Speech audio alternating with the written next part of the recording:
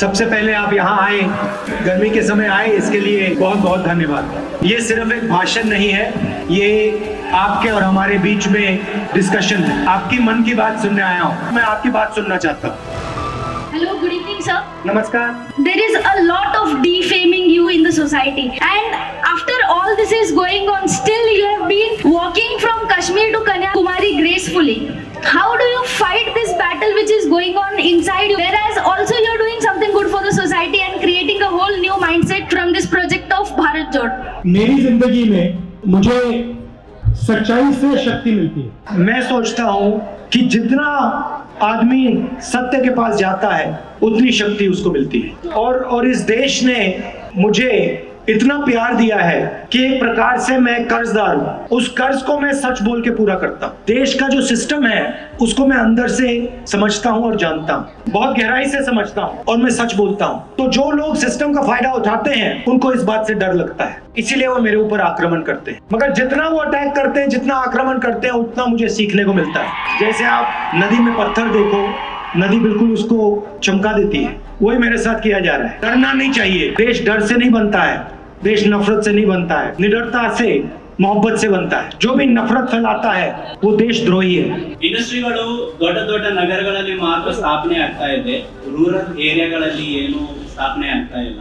So ಇಲ್ಲಿ education complete ಮಾಡಿ ನಾವು ಜಾಬ್ ಆಪರ್ಚುನಿಟಿಗೆ ಅಂತ ಬೇರೆ ಊರುಗಳಿಗೆ ಶಿಫ್ಟ್ ಆಗಬೇಕಾಗುತ್ತೆ. So what is your vision and suggestion to the Congress government to stop this migration? If you look at any nation that is successful, you will find that industry is actually built on top of agriculture. I don't just mean agricultural production. I mean agricultural production plus the system to turn that agricultural production into products. The system that brings the product to your homes. Storage systems, transportation system, the whole structure that transforms agriculture. And on top of that structure, you can create millions of jobs in the rural area. So for example, if farmers are growing tomatoes, have the tomato ketchup plant right near the farmers where they're growing tomatoes. So the answer to creating rural jobs is building rural infrastructure and successful agriculture. And at the heart of creating rural jobs, you have to respect the farmer and the labor. For example, if you have a farmer who is growing tomatoes,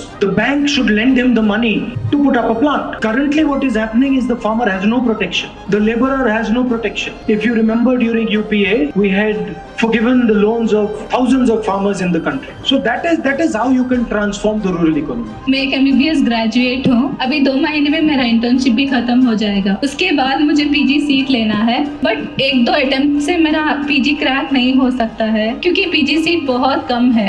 और इस साल 2B category reservation quota भी निकाल दिया है, court से वो stay order में है। हमारा बेनिफिट हमसे छीना जा रहा है। और एक विषय ये है कि सारे इंटर्न्स को स्टाइपेंड नहीं मिल रहा है, सिर्फ गवर्नमेंट कॉलेजेस के लोग ही उनके इंटर्न्स को स्टाइपेंड दे रहे हैं, बट हम प्राइवेट कॉलेज के इंटर्न्स को स्टाइपेंड नहीं मिल रहा है। तो इस विषय पर कांग्रेस क्या एक्शन लेगा सर? हमारी सोच है कि सबको न्याय मिलना चाहिए, फेयरनेस होनी चाहिए, चाहे वो कोई भी हो, किसी भी धर्म का हो, किसी भी जात का हो, कोई भी हो।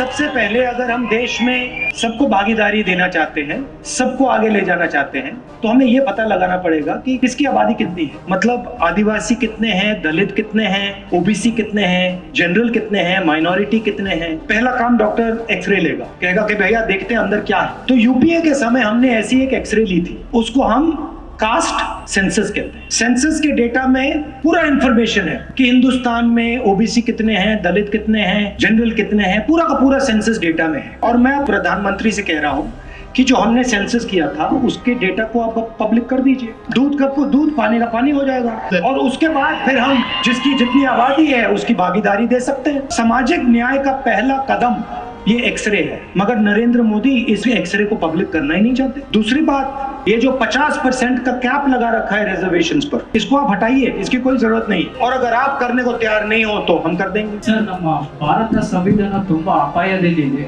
ಯಾಕಂದ್ರೆ ಬಿಜೆಪಿ ಸಂಸದರಾದ ಅನಂತ್ ಕುಮಾರ್ ಅವರು ನಮ್ಮ ಭಾರತ ಸಂವಿಧಾನವನ್ನು ಬದಲಿಸಬೇಕು ಅಂತ ಹೇಳ್ತಾರೆ. ನಾವು ಭಾರತೀಯ ಯುವ ಪ್ರಜೆಗಳಾಗಿ ಇದನ್ನ ಹೇಗೆ ರಕ್ಷಿಸಬೇಕು ಹಾಗೂ ನಮ್ಮ ಪಾತ್ರವೇನು ಸರ್ ಇದರಲ್ಲಿ? It is not just the constitution of India that is under attack. It is all the institutions that protect the constitution. आजादी के बाद कॉन्स्टिट्यूशन आया, हर नागरिक को अधिकार मिला, हर नागरिक की आवाज की इज्जत हुई। बीजेपी के लोग, आरएसएस के लोग इसको खत्म करना चाहते हैं। वो चाहते हैं कि वे एक बार फिर दलितों को, आदिवासियों को, कमजोर लोगों को, पिछड़ों को इस देश का कुछ न मिले, से आपको गुलाम बनाना चाहते हैं। और कांग्रेस पार्टी की लड़ाई उनसे इसी बात पर है। कांग्रेस पार्टी ने देश की जनता के साथ मिलकर कॉन्स्टिट्यूशन दिलवाया है। आप इतिहास देखिए, इतिहास पढ़िए। आरएसएस के लोग कॉन्स्टिट्यूशन के खिलाफ थे, अंग्रेजों के साथ खड़े थे, महाराजाओं के साथ खड़े थे, जनता के साथ नहीं थे।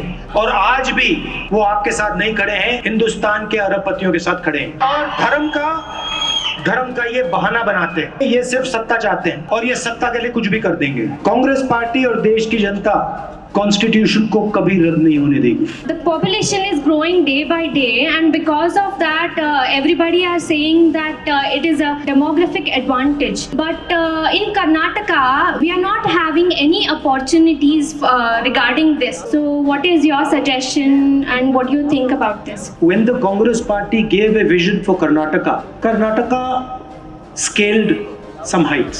Bangalore is known all over the world. It is because of the vision of the Congress party.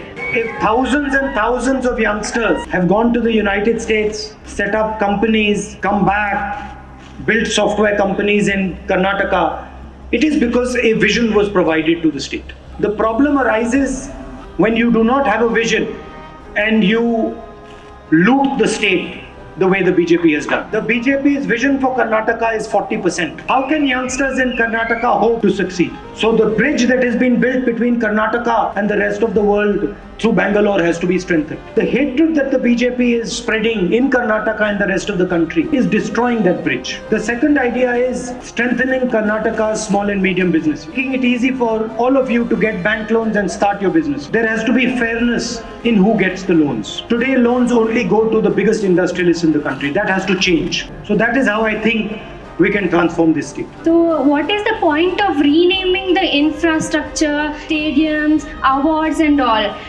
There was an award which was like Rajiv Gandhi Khel Ratna Award, and it has been changed into Major Dhyan Chand Khel Ratna Award.